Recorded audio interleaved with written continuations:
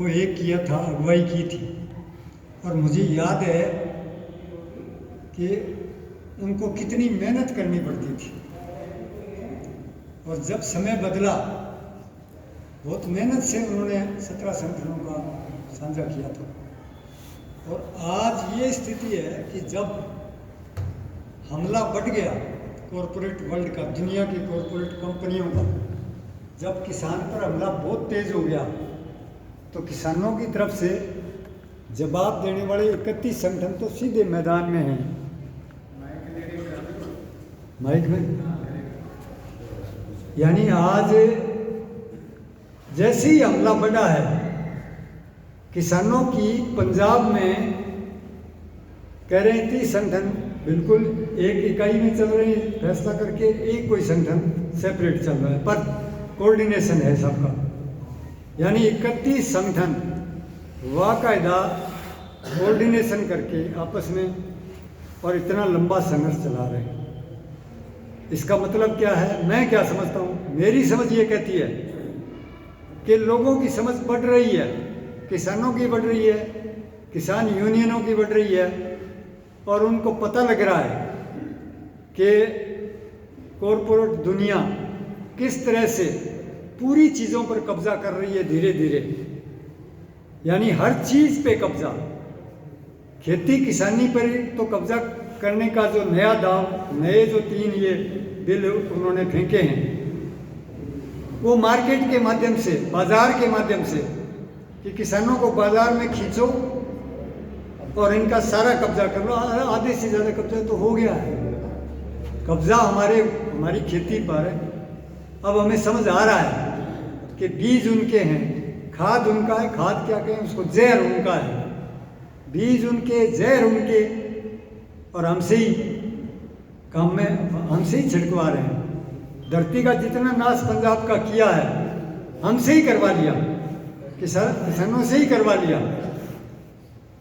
और मकर सिंह जी ने 17 संगठनों की अगुवाई करते हुए इस बात को आगे लाने की बहुत कोशिश की थी कि सारे किसान यूनियनें ये समझ जाएं कि रासायनिक खेती, जेनेटिकली मॉडिफाइड जीएम खेती, ये पूरी तरह हमसे ज़मीन ही छीन लेगी, ज़मीन बर्बाद भी करेगी, छीन भी लेगी, और ये सारा कब्जा करने की तरफ जाएगी। इसलिए इसको प्राकृतिक खेती की तरफ, ऑर्गेनिक खेती की तरफ और सहकारी खेती की तरफ मोड़कर हम हमारी ज़मीनों को बचा लें, हम हमारी भूमि को शुद्ध कर लें, हमारे भोजन को भी जहरीला नहीं शुद्ध कर लें। इस बात को बहुत ताकत लगाई थी मगर सिंह जी ने। यह अलग बात थी कि वो 17 यूनियनें जो पुरानी मांगे थी वो ठीक है, उसमें हमें कोई दिक्कत नहीं थी कि कोई कर्जा माफ़ी की बात, कोई भाव देने की बात वो यूनियनें करती, हम उनके साथ आज भी साथ हैं। पर सवाल ये है कि जिस बात पे हम जोर दे रहे थे उसको उन्होंने सुना तो ज़रूर, पर सेकेंडरी रखा, और आज भी दूसरे नंबर पर सेकेंडरी समझ रहे हैं। किसान पंजाब के, देश के, दुनिया के समझ रहे हैं, पर एक्शन में अभी मुख्य मांग पुराने वाली ही है। कोई बात नहीं, इससे हमें घबराने की ज़रूरत नहीं है। मैं आपके सामने ये स्पष्ट समझ लो कि जो मकर सिंह जी को संघर्ष करना पड़ा अपनी बात सुनाने के लिए, आज हमें उतना संघर्ष नहीं करना पड़ रहा है। आपने 20,000 पैम्फलेट छपाए पंजाबी में, और अपनी जो लाइन है उस पर्चे को आप कहीं भी बांट दो, पूरे पंजाब में जितनी किसान यूनियनें लगी हुई हैं आपके पर्चे को माथे लगाती हैं, पढ़ती हैं, हर कोई पढ़ता है उसको। और आपके स्पीकर अगर जा सकें तो अलग बात है कि अपने पास स्पीकर ही कम है। बाकी कोई मना कर दे, कोई भी संगठन, मुझे नहीं लगता आपको बड़े ध्यान से सुनेंगे, नहीं आपकी लाइन पे नहीं चढ़ेंगे। आप आज ही ये चाहो कि सारी यूनियनें एक भी हो जाएं और प्राकृतिक खेती, ऑर्गेनिक खेती और पूरे देश दुनिया में आंदोलन खड़ा कर दें, वो स्टेज अभी आने वाली है, अभी नहीं आई है। इसलिए हमें स्पष्ट होना चाहिए कि हम काफ़ी आगे बढ़ चुके हैं, दुनिया बढ़ रही है और पंजाब के किसान उस मंजिल को धीरे धीरे हासिल करने की तरफ आगे बढ़ रहे हैं आंदोलनों में। और मेरा मानना यह है कि अब तो लड़ाई आर पार की है, अब तो इस धरती के ऊपर ये लड़ाई नहीं है। कोई कहता है किसान आंदोलन का क्या बनेगा, ये किधर जाएगा, किधर नहीं जाएगा, किधर जाएगा।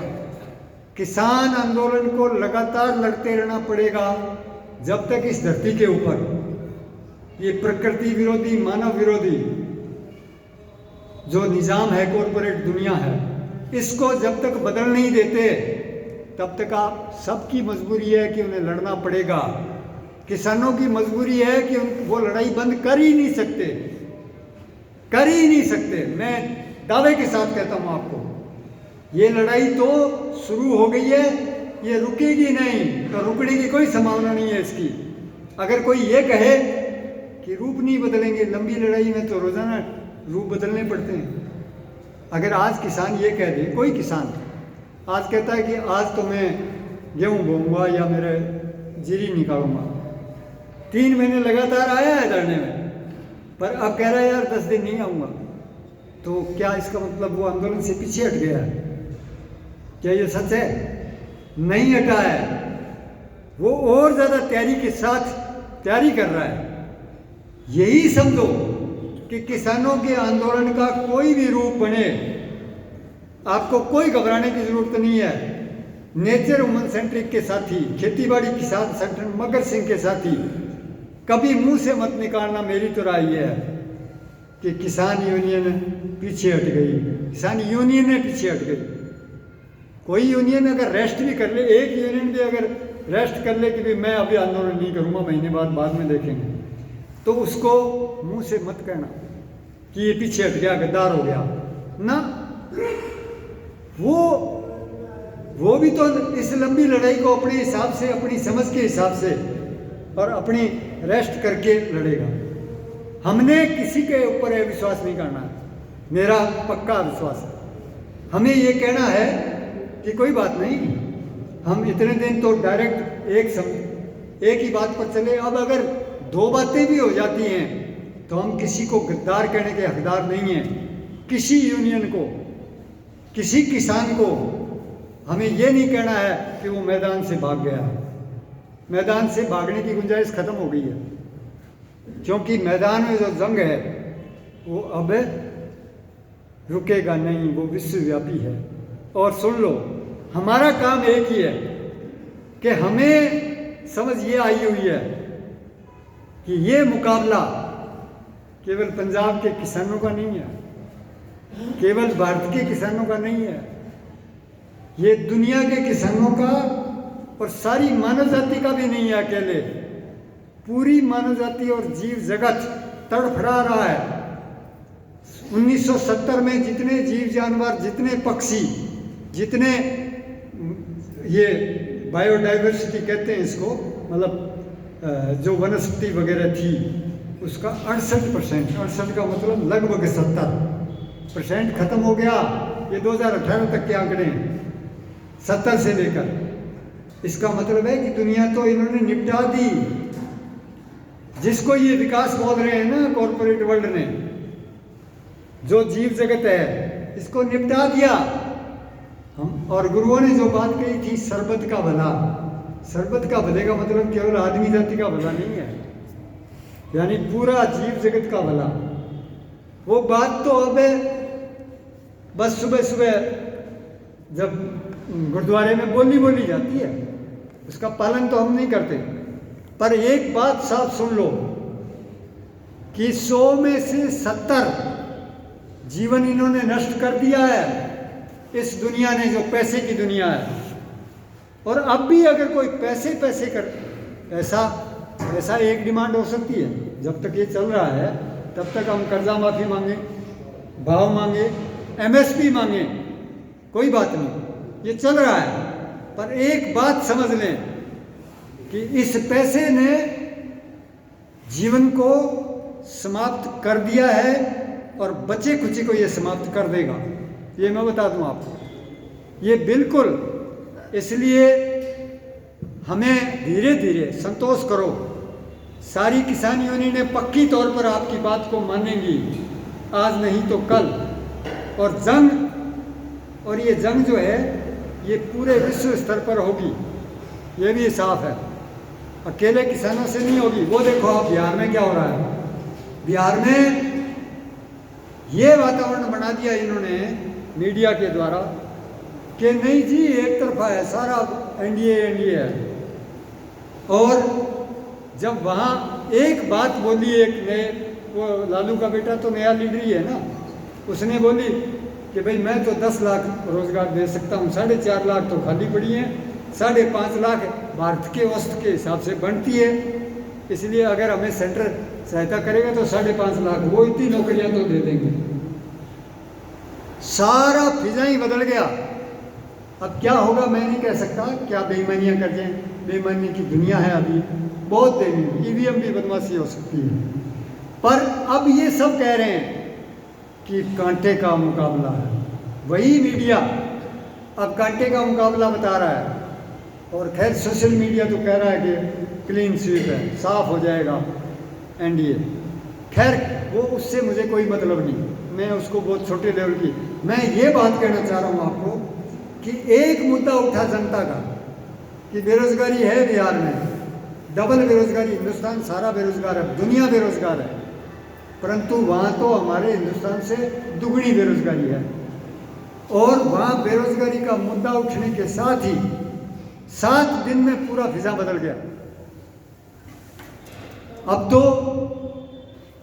इसका मतलब कि अगर जनता के हित की बात या पर्यावरण के हित की बात धीरे धीरे उठ रही है, और ये उठेगी, ज्यों ज्यों ये उठेगी त्यों त्यों इस दुनिया में ये जो बनाए बैठे हैं ना जितने भी, मैं तो दुनिया को एक मानता हूँ, पक्का दुनिया एक ही है। ये मैं तो बहुत जोर देता हूँ, शायद ज़्यादा ही देता हूँ। मैं तो यहाँ तक कह देता हूँ, क्या है तुम्हारी भारत माता, तुम्हारी एक भी बटालियन जो है फौज की मुझे बता दो कि उसके पास हथियार, अगर रूस, अमेरिका, फ्रांस, ये 5 वीटो पावर, 5 गुंडा पावर, 5 गुंडे दुनिया को चला रहे हैं, अमेरिका, रशिया, चाइना, फ्रांस और ब्रिटेन चला रहे हैं। इनका फैसला इस हिंदुस्तान को भी वही तोड़ के उन्होंने ही तोड़ा था, और उन्होंने फौज बना के दी थी अंग्रेजों ने, के इतनी तोड़ के पाकिस्तान को, इतनी भारत को। और आज भी अगर वो हथियार ना दे, ट्रेनिंग ना दे, तो ये तो बेचारे लड़ना भी चाहे ना, ये मूर्ख दोनों, भारत और पाकिस्तान, ये लड़ना भी चाहे तो ये 5 दिन नहीं लड़ सकते, इनकी इतनी औकात नहीं है। ये कुछ नहीं है जो कुछ कर रहे हैं। मैं राजस्थान में एक कहावत है कि भैंस मरे ना तो उसके चिंचड़ जो लगे होते हैं वो साथ ही मर जाते हैं। ये 5 जो महाशक्तियाँ हैं ना वीटो पावर वाली, ये दुनिया को तबाह कर 68% जो जीव खत्म हुए हैं इस धरती पर, जो विनाश हो रहा है उसके मुख्य अगुआ ये 5 वीटो पावर हैं। और ये छुट भइये, मैं तो ट्रंप और मोदी इनको तो बड़े नेता मानता हूँ, पर मोदी इनको तो मैं इनके छुट भइये मानता हूँ।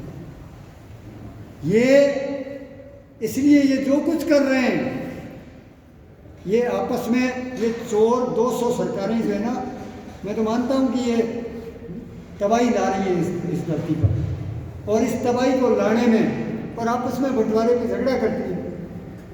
चोर क्या करते हैं, चोर चोरी करने में सांझे हैं। ये दुनिया को के लोगों को और दुनिया के पर्यावरण को बर्बाद करने में दुनिया की सब सरकारें, जिनमें 5 सरकारें अगुवाई कर रही हैं, बाकी सब पीछे हैं, और वो इस प्रकृति को और इंसान को बर्बाद कर रही हैं। इसलिए मूवमेंट तो बढ़ेगा, थोड़ा लेट हो रहा है, और जितना देर होगा उससे उतनी ज़्यादा नुकसान मानव जाति फंस जाएगी, फंसती जा रही है। पर नहीं तो इनको उखाड़ देना चाहिए, जैसे राजाओं को उखाड़ा। ये नहीं है भारत माता, पाकिस्तान माता, रूस माता, चीन माता, धरती माता को एक करने का वक्त आ चुका है। सरबत के भले के बगैर कोई एक व्यक्ति का भला किधर मोड़ना चाह रहे हो? बस ऐसे करते हैं। तो किसी अच्छा किसी एक व्यक्ति का भला नहीं होना, आप ये क्लियर हो जाओ। किसी एक प्रांत का नहीं होना, किन्हीं किसानों का अकेलों का भला नहीं होना। अब तो बात यहाँ फंस गई है कि सर्वत का भला होगा, या आगे वाला मैं जो हमेशा बोलता हूँ नहीं बोलूँगा, नहीं तो सर्वत का कुछ और हो जाएगा, उल्टा हो जाएगा। इसलिए हमें पूरे किसान आंदोलन में जितने देश में और दुनिया में आंदोलन खड़े हो रहे हैं, लोगों की समझ बढ़ रही है, हमें किसी को भी ये नहीं कहना कि ये गद्दार हो गया, ये भाग गया, नहीं। सारी जनता धीरे धीरे समझ रही है, आगे आ रही है, और हमारे विचारों के, अगर हमारे विचार सही हैं तो, गलत है तो कोई बात नहीं, तो हमारे विचारों को समझने में जब हमने समझ लिया, हम कोई ज़्यादा थोड़ी है, तो वो क्यों नहीं समझ सकते? दुनिया की सारी जनता इस बात को बहुत कम समय में, मुझे नहीं मालूम कितने समय में, बहुत जल्दी इस बात को समझेगी। मुझे यूँ लग रहा है कि आंदोलन हमें नहीं पता, मुझे नहीं पता था। मैं शाहीन बाग में जब बोला था कि मैंने बोल दिया था कि ये कारें नहीं चलेंगी, ये 2020, 25, 26 में सब बंद हो जाएंगी दिल्ली की कारें। तब किसी ने कहा, तब लोग मेरे चारों तरफ आगे पूछने लगे, बोला आप जो कह रहे हो ये तो नहीं होगा। मैंने कहा भैया मेरे को ये तो नहीं पता कि 25, 26 में होंगी कि 30 में होंगी, पर 2 तरीके से बंद हो सकती हैं कारें, तो बंद होंगी, या तो ये दिल्ली निपट के मर ही जाएंगे ये प्रदूषण से, दिल्ली में कोई आदमी ही नहीं रह सकेगा, इतनी हवा खराब हो जाएगी, फिर कारें कैसे चलाओगे? या तो मर के बंद होगी, और या फिर अकल आ जाए, बंद तो करनी पड़ेगी। ये मुझे पता नहीं है कब करनी पड़ेगी, मुझे थोड़ी मालूम था कि 3 महीने बाद कारें क्या, मेट्रो क्या, रेल क्या, हवाई जहाज क्या, कारखाने क्या, सब कुछ बंद करना पड़ेगा। मुझे तो मालूम नहीं था ना, इसलिए मुझे नहीं मालूम कि जन आंदोलन प्रकृति और इंसान को बचाने के लिए जन आंदोलन कितना जल्दी होगा, मुझे नहीं मालूम। ये 1 महीने में हो सकता है, 1 साल में हो सकता है, इसको 10 साल लग सकते हैं। इसलिए ये तो हमें किसी को नहीं पता, पर ये एक बात आप कि इतना आसानी से मानव जाति नहीं मरेगी। मानव जाति सोच रही है, हर आदमी में सोच पैदा हो रहा है। आप ये मत सोचिएगा कि जो मीडिया में प्रचार हो रहा है और जो नेता बोल रहे हैं, ये काहे के नेता हैं? ये अनपढ़ टोला, बदमाश टोला, ये क्या है? मैं नाम तो क्या मोदी क्या है ये 10वीं पास तो कर नहीं सके और लोफर कहेंगे, और वो आके बड़ा भाषण देता है। क्या देता है? किस बात का भाषण है इनके? इसलिए इस चक्रों में नहीं फंसना कि ये बड़े हैं और ये तो बहुत ताकतवर हैं। ये ताकतवर कुछ नहीं है, ये तो हमारी समझ में नहीं आ रही। यानी मैं तो सारी जगह बोलता हूँ, शाहीन बाग में बोला कि जिस दिन ये समझ में आ जाएगा कि मैं विश्व का नागरिक हूँ, सारी धरती मेरी है, भारत माता मेरी, पाकिस्तान माता मेरी, चीन माता मेरी, ये दुनिया मेरी है, और मैं सारे जीव जगत को और सारे इंसान को बचाने वाला काम करूँगा, बाकी का मैं विरोध करूँगा। तो ये तो बदल जाएंगी, ये कोई भारत सरकार, पाकिस्तान सरकार ये नहीं रहेंगी। इसलिए दुनिया, और आपको एक बात और मैं बताना चाहता हूँ कि इस वक्त दुनिया की सरकारें बिल्कुल इनकी सीटी पीटी गुम हो चुकी है। क्या शब्द बोल रहा हूँ मैं, आपको समझ आ रहा है कि दुनिया की सब सरकारों, सब नेताओं की सीटी पीटी गुम हो चुकी है। इनको ये नहीं पता कि किधर ले जाएं इस पूंजीवाद को, इस पूंजी को कैसे कब्जे करें, सारे इंसानों को मुट्ठी में कैसे लें, और कौन गुट कितना ज़्यादा ले। अमेरिकन गुट कितना, अमेरिका चाइना कुछ नहीं, साझे व्यापार करते हैं, सारी दुनिया को साझी लूट रहे हैं, पर चोरों का झगड़ा बंटवारे में फिर भी है। फिर भी बोला अमेरिका महाशक्ति एक तरफ खड़ी है चीन एक तरफ खड़ी है, एक तरफ भी वो भी उनका, वो लड़ाई उनकी है, परंतु वो दुनिया को कब्जा करने में, जनता को कब्जा करना, प्रकृति को लूटने में वो साझे हैं, वो अलग अलग नहीं है। भारत और चीन की सरकार क्या दिखाते हैं कि दुश्मनी है हमारी चीन से, सीमा पर झगड़ा है हमारा, तो इतना व्यापार कैसे चल रहा है तुम्हारा, कैसे चल रहा है? तुम्हारी कंपनियां, भारत की रिलायंस वाली कंपनी पिकिंग में कारखाना खोलती है और ये स्मार्टफोन बना के सारी दुनिया में बेचती है, क्यों? हिंदुस्तान में क्यों नहीं खोला? वहाँ जाके चीन में क्यों खोला? और उनकी कंपनियां यहाँ हिंदुस्तान में काम कर रही है। तो तुम्हारा झगड़ा है सीमा का, और सीमा का झगड़ा तो है ही नहीं चीन के साथ। कारण है ना उसका कि चीन ने तो 1962 में जितनी ज़मीन अपनी बताई थी वो सारी कब्जे कर ली। वो आगे बढ़ गया था, हमारी फौज को उसने धकेल दिया था 62 में। उसके बाद खुद पीछे हटा था कि भाई मेरी ज़मीन जितनी है उतनी लूँगा मैं।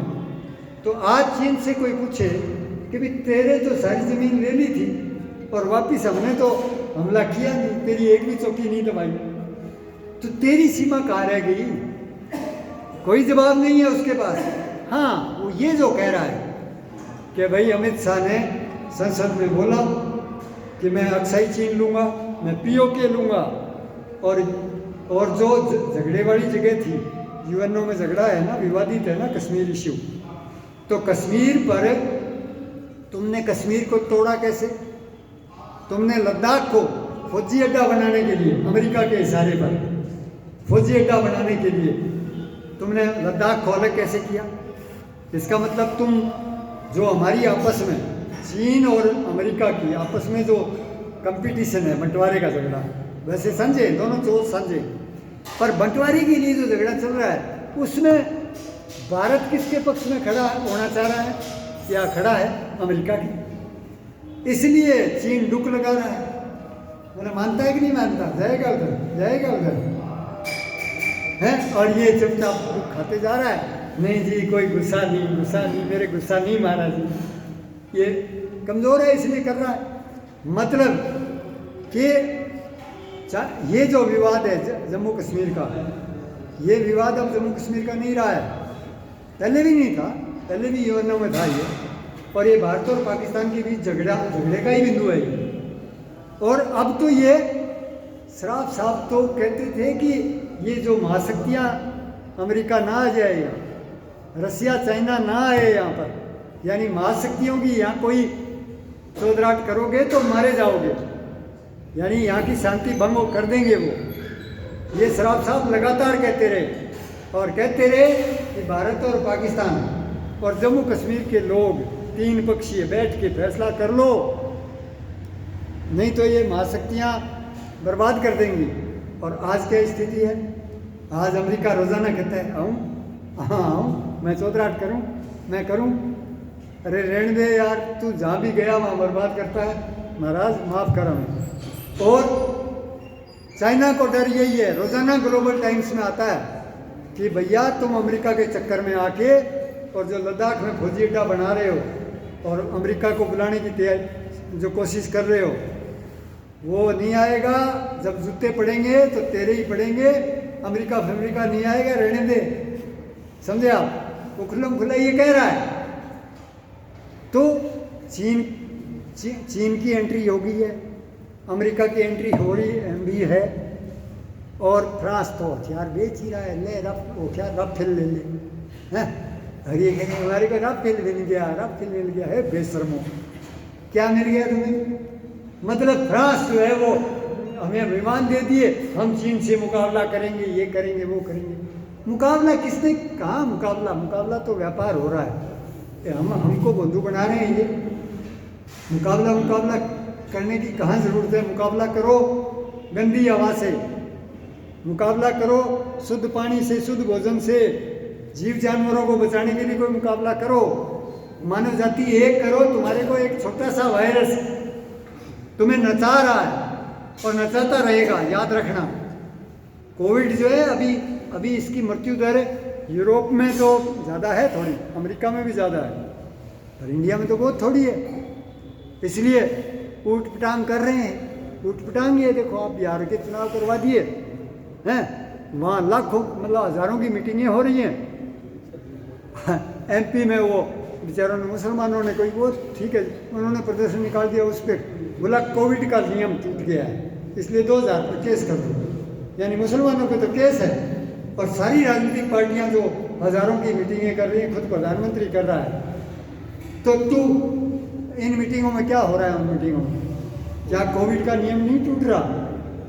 क्या बकवास कर रहे हैं? इसलिए ये मैं वायरस की बात कह रहा था आपको कि एक वायरस इनको समझ में ही नहीं आ रहा कि रोज़ाना बदल रहा है वायरस।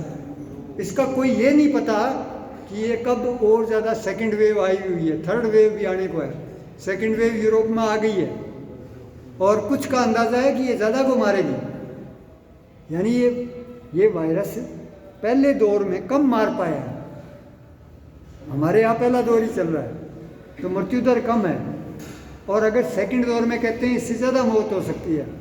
और 4 दौर तो वायरोलॉजी के जो ज्ञाता हैं वो कह रहे हैं कि 4 दौर आ सकते हैं। इसका मतलब महामारी का ये विश्वास नहीं कि कब वो करोड़ों मार दे, ये पता नहीं, चलो ना मारे चाहे, परंतु वायरस समझ में नहीं आ रहा है। क्यों नहीं आ रहा? क्योंकि जब पर्यावरण आपने 200 साल में धीरे धीरे बिगाड़ा है और उसका जो नाश किया है वो भी समझ में तुम्हें नहीं आ रहा क्या? तो उसी से ये वायरस निकला है और निकल जाएंगे वायरस। खतरा तो ये है कि अगर ये हवा, पानी, भोजन, ये सारा जो विकास के नाम पर जो बर्बादी हो रही है तो इसने वायरस भी निकालेगा, बैक्टीरिया भी निकालेगा, क्या क्या होगा इस धरती पर। वैज्ञानिक तो कह रहे हैं कि बहुत खतरनाक स्थिति में हो आप लोग, और इनको ये कह रहे हैं विकास हो रहा है। इसलिए ये बिल्कुल आप स्पष्ट हो जाओ कि मानव जाति को विश्व शांति करनी होगी। ये हथियार समुद्र में फेंकने पड़ेंगे। मैंने एक 2 साल के नहीं 3 साल के बच्चे को वो यूँ चला रहा था, पिस्तौल चला रहा था। मैंने कहा बेटा ये तेरे पास भी है और तेरे उस दोस्त के पास भी है, अगर ये एक दूसरे को मतलब इसमें सच्ची वाली गोली हो तो क्या होगा?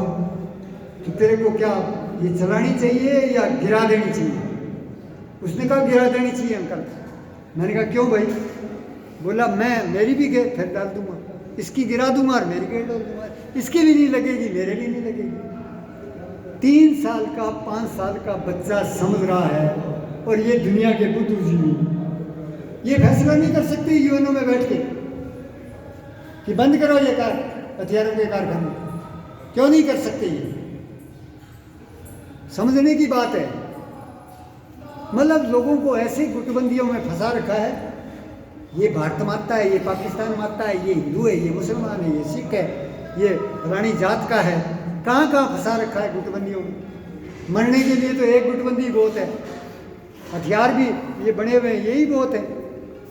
क्या क्या कर रहे हैं ये? इसके खिलाफ आने वाले मुझे नहीं मालूम कि ये आंदोलन, जन आंदोलन दुनिया का उठने का वक्त आ चुका है। आज उठो चाहे 5 साल में उठो चाहे 10 साल में उठो, जितना लेट हो रहा है उतना ही हमारे लिए मुश्किलें आ रही हैं। इसलिए हमारा फर्ज बनता है कि हम अपनी लाइन को डटकर हमारी बात को कहें, और कहने का अवसर हमारे पास अब बहुत ज़्यादा है। अब कोई भी हमारी बात को माने ना माने, नकारेगा कोई नहीं कि बात इनकी बिल्कुल सही आ रही है। इसलिए हमारे हर साथी को अपने जीभ से, अपनी लिटरेचर से पूरी तरह लगने का वक्त आ चुका है। और बिल्कुल डिक्लेयर कर दो कि ये नहीं चल रहा है। कोई कह रहा नहीं ये चल रहा है पूंजीवाद, कॉरपोरेट चल रहा है, दंदना रहा है। कहाँ दंदना रहा है? ये तो फंस गया है। रोजाना एक कोई कानून बनाते, रोजाना बदलते हैं। इन्होंने ये 3 कानून बनाए ना, उसमें एक कानून ये है कि कोई प्याज या कोई भी चीज़ जो आवश्यक वस्तुएं हैं उनका स्टोर नहीं कर सकता। तो फिर इन्होंने कानून बना दिया कि कर सकता है। और हुआ क्या है देखो आप, अभी थोड़ा प्याज और आलू और ये महंगे हुए, दूसरे दिन ही इन्होंने कहा नहीं नहीं नहीं नहीं, स्टेटों को और केंद्र को से लाइसेंस लेना पड़ेगा, कितना स्टोर करना पड़ेगा। तो कल तो तुम कह रहे थे कि कोई स्टोर नहीं कर सकते, और आज तुम बदल रहे हो। रोजाना जीएसटी को इन्होंने 100 बार बदला है। मतलब मैं कहना ये चाह रहा हूँ आपको कि पूंजीवाद फंस गया है। ये टाइटैनिक जहाज अब बर्फ के पहाड़ में फंस गया है, ये आगे नहीं खिसक रहा है, इसलिए फेल है। ये भारत सरकार, पाकिस्तान सरकार, रूस अमेरिका की सरकारें फेल हो चुकी हैं, कॉरपोरेट दुनिया फेल हो चुकी है, फंस चुकी है। इसके सामने विकल्प नहीं है, तड़फड़ा रही है ये भी। सवाल तो इतना सा है कि जनता अगर इस बात को समझ जाए कि हम दुनिया के नागरिक हैं, पूरा हमारी दुनिया हमारी है, सबकी साझी है ये, और हम किसी भी दुनिया में फूट डालो राज करो, फूट नहीं पड़ने देंगे। हम भारत के लोग, पाकिस्तान के लोग, रूस अमेरिका के लोग, सारी दुनिया के लोग इस धरती के ऊपर ऐसा कोई काम नहीं होने देंगे जो जीव जानवर और मानव जाति का नुकसान करे। हम दुनिया की एकता, विश्व शांति के लिए और पूरे विश्वव्यापी आंदोलन का आह्वान करते हैं। और हम दुनिया की ये जो सरकारें हैं, ये जो कॉरपोरेट वर्ल्ड है जो विकास की बात कर रहा है, हम इसको नकारते हैं पक्की तरीके से। आपके सामने कोई पुरानी थ्योरी वाला जो राष्ट्रवादी थ्योरियों के तहत चलना चाहता है, उसमें बहुत सी अच्छी बातें हैं। वो चाहे आपकी राष्ट्रवादीवाद मार्क्सवादी हों, एडम स्मिथवादी हों, उनके सिद्धांतों की अच्छी बातें, धर्म की अच्छी बातें, वो हमारी धरोहर है, परंतु वो इस वक्त हमें अपडेट नहीं कर रही है, आज की समस्याओं का पूरा हल नहीं दे रही है। इसलिए हम अपने सिद्धांत को सारे जितने भी आंदोलनकारी हैं उनमें खुलेआम कहो कि हमारा सिद्धांत को देखो, आप लोग पढ़ो, हमसे डिस्कशन करो, विचार विमर्श करो। यूँ नहीं कि ये तो आरपी शराफ था, वो गद्दार हो गया था, मार्क्सवाद छोड़ दिया था, ये वो बकवास मत करो। सीधे सीधे चैलेंज करो कि आओ बैठो, पूरी थ्योरी पर बात करो, पूरे मॉडल पर बात करो। ये हम जनता में ओपनली बोलने शुरू करो। गलत होगा हम छोड़ देंगे, हमें क्या है, हमें कोई ये थोड़ी है कि आरपी शराफ ने हमें क्या कोई अंधभक्त बनाया, कोई मोदी भक्त बनाया क्या? हम मोदी भक्त नहीं हैं, अंधभक्त नहीं हैं। हम किसी बात को समझे बैठे हैं, या तो हमारी समझ कोई बदल दे और नहीं तो हमारे वाली को स्वीकार कर ले। ये चुनौती हमें बिल्कुल खुलेआम दे दो, कोई इसमें इधर उधर हिचकिच नहीं करनी। आप बस मैं इतना कहते हुए आप सबका कि आंदोलन में पूरा भाग लो, कोई भय मत खाना। ये आंदोलन कहाँ जाएगा ये हम